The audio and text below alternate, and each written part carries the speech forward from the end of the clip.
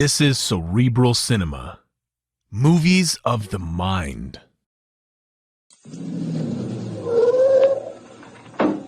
Well, here we are, mister. The Pirate's Cove. Only bar in San Pedro catering to the seafaring trade we ain't tried yet. You're sure of that, huh? Mister, I've been driving this hack in this burg since the self-starter. Sure, I'm sure. All right, wait for me. I'll only be a minute. Gladly. This kind of working for a living I like.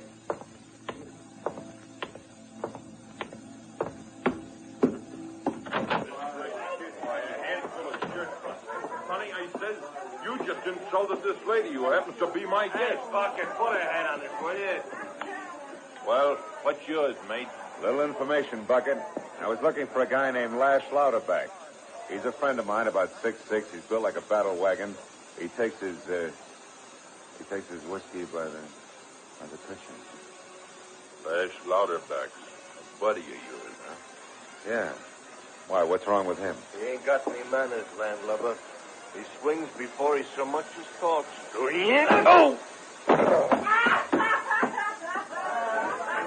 You see, buddy, Lash Lauderback tore this joint apart less than 2 hours ago. It took 5 of us to get him out of here, so when you catch up to him, tell him to come on back. Tell him the drinks are on the house. Like this. You got that message straight, sweetheart? Sure he is, Casey. He looks like a bright boy with a good memory. Right, buddy? Right, Bucket. I've got a great memory.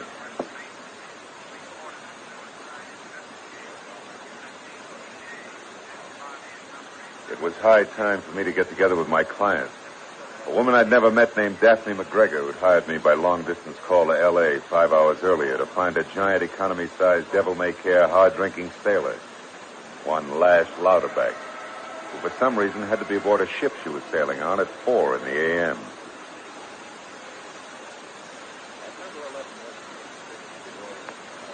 When I announced myself at the hotel desk at the San Pedro Biltmore, and after a check call was told to go to room 113, the old roue-type night clerk who pointed the way arched one eyebrow until it nudged his toupee back.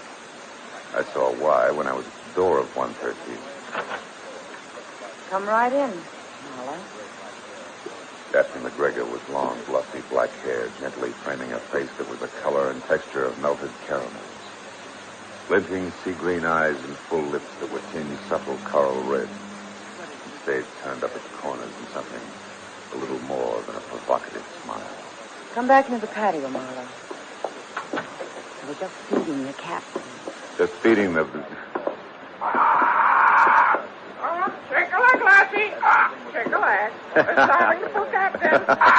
Starving in the dad. Hey, is that the captain? Yes, but if he doesn't keep quiet, he's going to be the ex-captain, stuffed inside. See what you mean. Here, you parasite, eat. You saw him, lassie. Get up. Oh, he gets worse every day. Easy, Tommy. Well, Marlowe, I see by that bruise on your cheek that you found Lash all right. No, Miss McGregor. I only found some unhappy people who Lash had found earlier. You mean you don't know where he is? Marlowe, it's late. We've only got 3 hours left. Yeah, You saw him, lassie. You saw him. Shut up, you. Come on in the other room, Marlowe. Pretty good Frank with you. Frank, like the real reason you offered me $500 to tear this boozer away from his bottle? Yes, he's no boozer. He has explained. Not according to the gentleman at the Pirate's Cove. Anyhow, your reason, Miss McGregor? Definitely. My reason, Marlowe, is very simple. Black pearls. Missing necklace worth thousands, maybe, huh? No, a missing bed worth millions. You mean on the half shell? The real thing? Real and rare. What do you drink, Marlowe? Johnny Walker's juice? Yeah, it's fine. Can I help you? Certainly. Okay. Oh, thanks. Now, Marlowe, listen hard. There isn't time to go over this twice. Happy days. You too. Marlowe, my father was the best navigator in the Pacific. He was drowned last year in the storm at sea. He left me 2 things. The captain there and a map to a fortune. A bed of black pearls located on Parrot Island. My father named the pearl find the Parrot's bed. That's part A. Part B is Lash Lauderback. Lauderback and Teddy Peterson. Lash, the man you've got to find, is a crackerjack American sailor who lost his first mate's papers for jumping ship and going. And Peterson also a wild man from? No, anything but. Peterson, Marlowe, is half the size and weight of Lash, but twice as smart. He has a bad leg, possible cane. I met them shortly after the war in Honolulu. They had $30,000. I had the map. We teamed up. Came back here, bought all the divers' gear, and arranged for passage on the island later. Ship that leaves tonight, huh? It'll be 6 months, Marlowe, at least, before I can find another scow. If we miss this, I don't want to wait. Yeah, but tell me, if Lash can't be found, why don't you and Peterson sail without him? Good question. But the answer is that Rupert Semblin, a British-born, Malayan-raised louse who's right here in San Pedro now and who knows all about my plans. And because of Semblin, we tried twice to buy the map and 3 times to steal it. I hid it in the lining of Lash's coat. A fact which Lash does not know. And Peterson does? Yes. I sent word an hour ago via a bellhop in writing, of course, to Ted's rooming house. It's 118 North 3rd Street. By the way, no phone. 118 North 3rd, huh? Lash stays there with him? No. We figured it would be harder on Rupert Semblin if he lived in different places and he had to guess who had the map. Lash is at the YMCA, but don't waste your time. We haven't seen him since he checked in. Now, Marlowe, you know it all. Yeah, all except where I might find Lash. That brawl at the Pirate's Cove doesn't seem to tie into Rupert Semblin. No, but Rupert or one of his little dagger men was no doubt following Lash. It's our only chance. You can find Semblin at his importer's office. It's a hole in the wall near the dock. 21 Harbor Road. 500, I promise. Thanks. There'll be another 500 if you bring Lash back before 4 a.m. Anything else? One item, Daphne. Is there a chance that either Ted Peterson or Lash would cross you up for the map? Not quite. I can get to the island itself without the map. Sooner or later, I'll find him. So you see, they'd have to kill me as well as kill him. $1 million in black pearl. Well, I'm on my way. Goodbye, Daphne. I'll do my best. Oh, Marlowe. Huh? Marlowe, one last point. Parrot Island isn't really the name of the island. No. Just in case you were thinking of black pearls and Marlowe. Bye-bye, Daphne.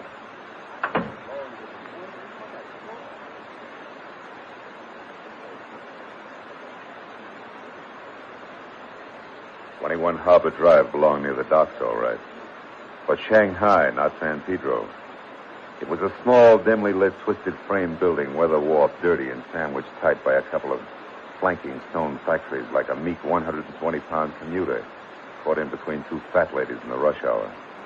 And the man who answered my knock and admitted that he was Rupert Semblin in a pleasant voice was maybe 50. Looked like an underfed toad. Can I be of some assistance, sir? Yeah, I hope so. My name is Marlowe, Mr. Semblin. I'm an investigator for the San Pedro Port Authority. Oh, yes. Yeah, we're looking for a sailor in trouble named Lash Lauderback. Do you know him? Why, yes, I do. No. Haven't seen him for months, though. Not since Honolulu, I believe. Now, Mr. Marlowe, if you'll excuse me, sir, I'm quite busy. A load of invoices, you know. But if you'll call tomorrow, I'll be only too glad to go into this further. Good night, sir. Semblin had invoices to attend to, like I had to spend the night mounting butterflies. I knew that as well as I knew that the take he had done had been at somebody behind me.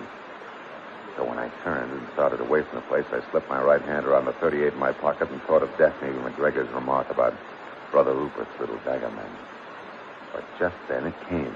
A knife a foot long that splintered into the wooden porch behind me. Before I could get back to my feet, the small, shadowy figure with raised arm I glimpsed behind a step-down Hudson was across the street near to an alley. And when I was there and after him, I found only moonlight and the empty, cracked pavement and a long, long line of loading ramps. I knew I was licked. But it wasn't until I turned back toward the man with the invoices that I knew just how badly. Number 21 Harbor Road was lights out and one parked Hudson missing.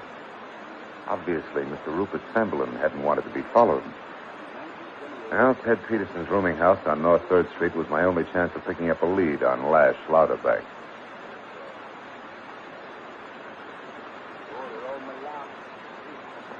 Oh, now, Mr. Riley. Here's the filthy money you were so afraid you'd never seen. All of it. $11.28 due and coming. Look, Mr. Riley, $5 in interest. Abbey players in San Pedro? Oh, that surprises you, does it? Well, Mr. Liquor Merchant, it shouldn't. 8 Oxford Flickett, me only keep a rooming house. But he's a gentleman of means this day, and hello. Hello. Yes, I just practiced enough of it. I guess the screen doors is only good for keeping the flies out. Or in. Mr. Flickett, I'd like to see Ted Peterson. Peterson, is it? Yeah. Do you have a message, like that bellhop? Something that I'd like to see Mr. Peterson. Oh, very well now. I'll call him. Mr. Peterson. Mr. Peterson. It's a great PA system. Coming, myself. Now, more talk about it. Oh, sorry. Didn't know you had company. He doesn't. I'm here to see you, Ted. My name is Marlowe. I'm a private detective working for Daphne, and, thanks, Mr. Flickett. He's here now. Yes, of course he is. There's no need for me any longer now, is there? Good night, gentlemen. Good night. Now, look, Ted, in a tight bundle, it's this. Lash is still missing, was last seen at a joint called the Pirate's Cove, where he was in a brawl. You, of course, know he has a map on him. Yeah. Now, have you run into him at all in the last few hours? No, Marl. I've been right here. Oh? But you know, this isn't the first time old Lash has gone out and gotten Yeah, himself... but this time it may be different. Rupert Semberlin is on Lauderback's trail, I'm sure. Semberlin? That does make it different. Peterson, I think you better get over to the San Pedro Biltmore and stay next to Daphne, huh? Oh, but why? We gotta find Lash. And keep everybody alive doing it. Semberlin already has his knife throwers out. If he finds Lash and gets the map, he'll start eliminating everybody. Oh, tell me, is there anything, no matter what, anything that Lash usually does at the tail end of a bender? Oh, yeah, Marlo. Yeah, there is. What? And it never fails. Once Lash is through drinking and fighting, he goes for the deck of anything that's surrounded by water, stretches out on his back, looks at the stars, and sings until he either sobers up or falls asleep. That might do it, Ted. I'm going to head back to the Pirate's Cove and work toward the water from there. You go to Daphne in a hurry, Yeah, huh? all right, Marlo, but I still think we're going to be okay. Lash has done this sort of thing 1,000 times. Yeah, well, let's hope this makes it 1,001. I'll be in touch, Ted. Wasn't much to go on, but as I walked from the rooming house to my car, I tried to tell myself that Lash's kind, like the cows, always come home. There was no reason for me to worry. But in the next second, I changed my mind. No, don't! It was Peterson back at the house. When I got there, he was hugging the floor and trembling like he had every right to, but he hadn't been scratched. The shaky finger he pointed behind him and in a line with the open screen door said someone else had been and then some. H. Oxwell Flickett was crumpled in a corner, dead. A long, mean knife deep in his back. Marlo, there was one at Semberlin's then, I'm sure. And he was after me. Marlo, what can we do? Well, not much more than we were going to. Only first, Ted, you call the police, give them my name, and say I'll explain later. And get to Daphne fast. Well, you look for Lash. Yeah, Lash. A guy someplace under a wide and starry sky. Should be a cinch.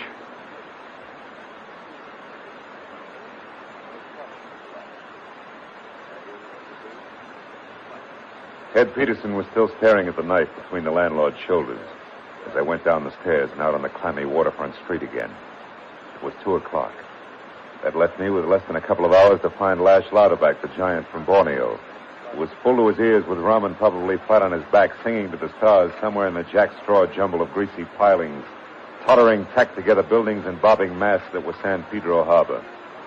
I decided to push my luck and head for the Pirate's Cove bar again, since that remained as his last known contact with civilization. I parked on a side street away from the place and walked to the corner. Bucket, the owner, was just closing up.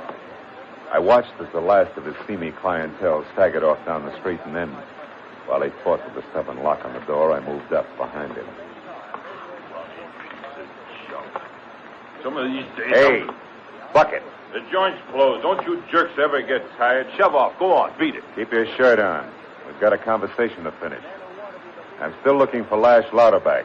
Oh, sure. Now I remember. You was in earlier, wasn't you, Bo? Yeah, that's right. Yeah. Me and my memory. I guess you didn't learn much. I learned just this much. This time, let's have a straight pitch. Stand up, Heavy. Stand up and listen to what I want out of you. It's very simple. I'll make it hard on us. How drunk was Lash when you finally got him out the door? Come on, talk it up. Well, that guy... don't get drunk. He just gets thick-skulled. Yeah? But he put away enough to stagger an elephant. You watched him when he left. Where was he headed? Down the street. That way? What's of interest down there? Nothing. A few empty warehouses, a beat-up salvage yard, and a backwash. That's all. Thanks. Now, wasn't that easy?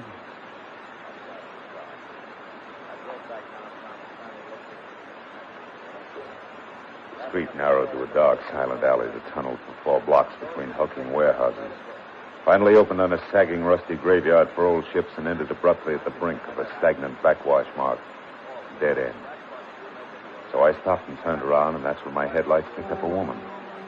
She'd been leaning against the piling at the water's edge. She looked into my headlights for a minute, then flipped the cigarette away and sauntered toward the car. This ain't private property, honey. I got a right to be here. Who says different? You cops. Always. Every time. Oh, wait a minute, sister. I'm no cop. Uh-huh. So I'm taking the night off anyway. You picked a swell spot for us. Been here long? Why? Maybe I like all these old dead folks. Maybe I get a friendly feeling from them. Yeah, it could be. Also, maybe you saw an oversized sailor with a full head of steam boil out this way, huh? No, afraid not, honey. What did you hear him then?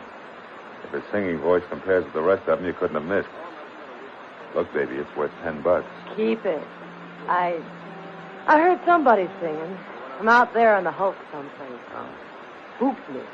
Gave me the blues. I was glad when it stopped. How long ago was it? Oh, quite a while. Sure to be gone by now, honey. How about a lift back to the light? No, I'm sorry, but I'm going out and have a look for the sailor. Thanks for the information. Okay, so I'll walk. Ain't the first time. I got a flashlight from my glove compartment and started out over the mass of rotten but still floating hulks. Finally, I found a catwalk of greasy planks that wormed its way through the deserted jumble of twisted steel, apparently to the farthest point, which was where I wanted to go. I was halfway out when I got an uncomfortable hunch that I was being watched. I stopped and listened. There was no sound except the slow grinding of metal as the black water below surged softly. So I went on. The last ship was a squat, ugly barge. Beyond it was the open harbor. I played my light over the deck through a hatch and saw that the cover had made new scratches in the rust. I got it open and stabbed my light down inside. 8 feet below, at the foot of an iron ladder, was the body of a big man, face down. On the back of his coat, dead center, was a large red stain where a knife had been.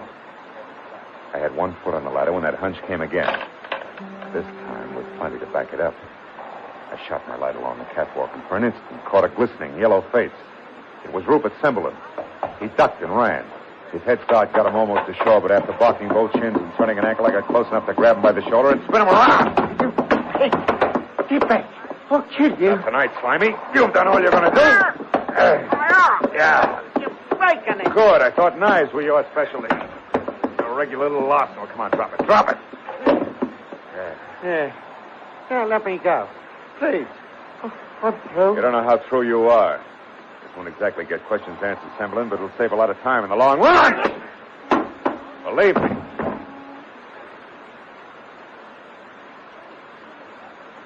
I tied Semblin's wrist to a 1.5 tons of rusty anchor chain with a long piece of wire, which I figured would hold him just in case he woke up before I got back. After that, I found an outside phone near the salvage yard office shack and called my client, Ted Peterson. It made it to where I was waiting in less than 10 minutes. I brought him up to date, then with Daphne behind me and Peterson doing his best to bring up the rear with his cane, slipping on the greasy planks. I led them on out along the catwalk toward the barge at the end. I hadn't told them yet that I'd found Lash dead, but I didn't need to. Daphne sensed what was coming. You're good, Marlowe. Even better than I expected. How'd you ever find this place? Brakes, Daphne. It's exactly the kind of place Lash would have ended up in. He was really a derelict, too. Like all these little saltwater towns. He is dead, isn't he? Yeah. Yeah, he's dead. Nice, the way it looks. I'm going to miss him. He had the kind of rowdy power it takes to keep a native diving crew in line. Yeah? I'll find somebody else. Ted, I'm worried about. It'll be tough on him. Coming, Ted. I'm okay. I'll make it. You two go on. Yeah, this is it, Daphne, the barge. Where is he, Marlowe? That hatch is open. Yeah, I opened it. Then that's where Lash is, down inside? That's right. Whoever put the knife in him. Hey, Daphne, wait a minute. The map, Marlowe. I've got to get the map. Marlowe, why is she going down there? Where's Lash? Where is he? What's happened to him? He's dead. Lash? Somebody stabbed him. Dead? Who did it? Semblin? I don't know. Well, there's a good chance, except that a couple of things don't figure that way. Must have been Semblin, the lizard. I'll kill him for this, Marlowe. What things don't figure this? Lash was stabbed, you said, just like Flickett. Yeah. I've been thinking about that. Also about the fact that Semblin followed me out here and ran when I spotted him. That's out of character for a guy who... What is it, Marlowe? See over there where my light is? That puddle of oil, you see it? Footprints. Somebody made these who was out here earlier tonight. Semblin didn't get this far, and they're too small to be lashes, And something else, Marlowe? Yeah. Yeah, beside each one Never is a mind, little... I'll finish it for you. A little round mark made by a cane. This cane. Don't you try for your gun, Marlowe. Okay, Peterson. But you must have had a good reason. Lash was your best friend. Friend? Yeah, the one thing I always needed, Marlowe, strength. Strength. Enough to take anything he saw, from a beautiful woman to a fortune in black pearls. I wanted to kill him. And tonight I got the perfect chance. The giant was drunk. Followed him out here from that bar. It was easy. Would have stayed easy if Daphne hadn't decided to hide the map on him. Yeah, the way it worked out, you killed him before you knew he had the map on him. Yeah, and then I couldn't risk coming out here alone a second time. Only chance was to steer you toward his body. But I didn't want you to find too much, Marlowe. I didn't want you to get too nosy. Too nosy like your landlord, Flickett, maybe? Exactly. He knew I lied to you about being home all night. Wanted to find out why, so I had to kill him as well. And that makes you next, Marlowe. What about Daphne? She's heard every word of this, you know, and you got your back to her, Peterson. I can depend on Daphne, Marlowe. I love her. Now with Lash out of the way, she'll love me. And anyway, we're going to be together a long time because she wants those pearls more than anything else in the world. That's what you think, you idiot. Baby, if you got a gun, for Pete's sake, use I it. don't have a gun, Marlowe. Daphne, that map, did you find it? Sure, I found it. I have it right here. Fine. Now you go on ashore, darling. You wait for me there. I wouldn't cross the street with you now. Well, what do you mean? Don't you move, Marlowe. I mean, you're a killer, Ted, and I'd rather those souls stay on the bottom of the ocean and see you get your hands on them now. Put on your gun, Ted. Now, look, Daphne, don't be a fool. It's ours now, all of it, darling. It's nobody's. It's not worth it, Ted. I'm burning this map right now. Burning it, Daphne, listen. Here it goes. Look, sucker. A fortune of flames. No, stop it. Put it No, out. Marlowe, quick, you got No, it. put it out.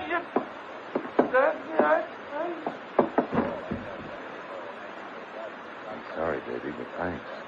An awful lot. Okay, now. Honest. Maybe it's even better this way. Just a little fire I started. It's all out now. I'm afraid it is. Yeah. Not enough left to bother with. And both my partners are gone, too. Well, that's that. It's better I found out all this here tonight instead of someplace off the Malay coast. I'd like to be alone for a while now. You mind? I watched her walk away and thought about what she just said. Then I took a long last look at the forlorn little pile of ashes left on the rusty deck. Important ashes that had saved my life. Then I looked closer and saw exactly what I expected. Daphne McGregor was walking fast when I caught up with her. I took her arm and turned her around. Hello, Mr. Marlowe. Where's that map? Oh, out on the barge. Burned to a crisp. What you burned out there was a couple of paper napkins in your purse. I said you were good, mister. You really are. Sure. You'd rather burn both feet off than lose that map, wouldn't you? Naturally. By the way, Marlowe, what are you doing for the next year or so? Like to spend them at a gorgeous spot off the Malay coast? Hey, take it easy, Tondoleo. I mean it. Phil, if you ever gazed into a whole handful of black pearls as big as golf balls, you take your breath away. And they're precious.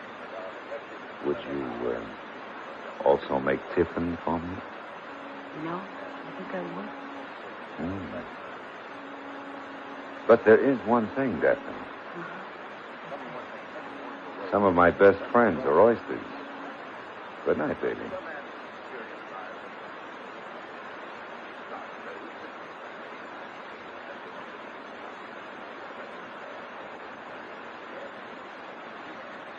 A beautiful green-eyed girl on a tropical island, surrounded by a bed of black pearls. Something to think about. Well, when 4 o'clock came and Daphne's ship sailed out of the harbor with her and a map and a parrot all safely aboard, Marlowe, the jerk, was standing on the pier waving goodbye. Cerebral Cinema hopes you have enjoyed this movie of the mind.